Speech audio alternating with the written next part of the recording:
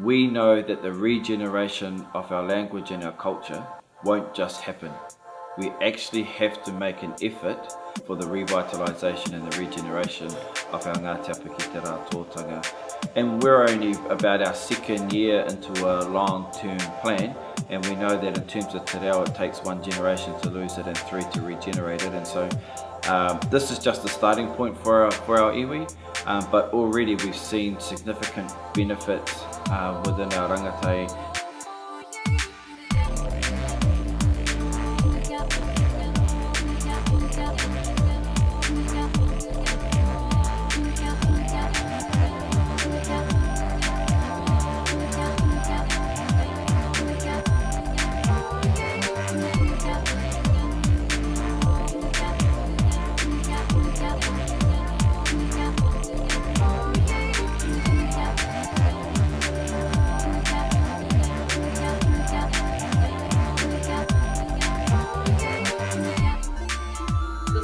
We learned just about all the different places and how they were created and stories that would link back to our tipuna and that were associated more with our iwi.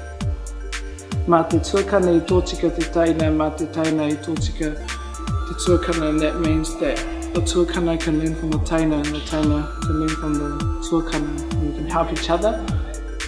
We need to get back into it so we can help revive the iwi and learn the history of where our ancestors are from.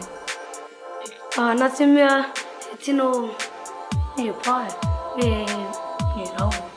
He pāina tamariki, he pāina kāko, he pāti kai, he pāina mahi, he pāina momo talent.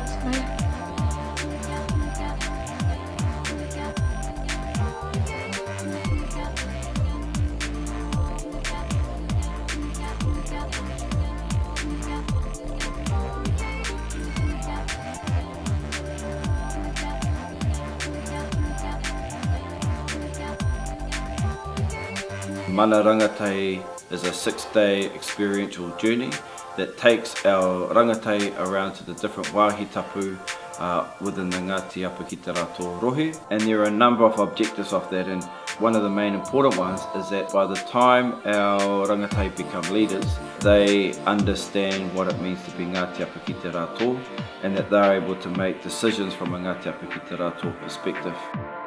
It's just really awesome to see the different changes happening within our rangatahi. So this is really our leadership program and our succession plan.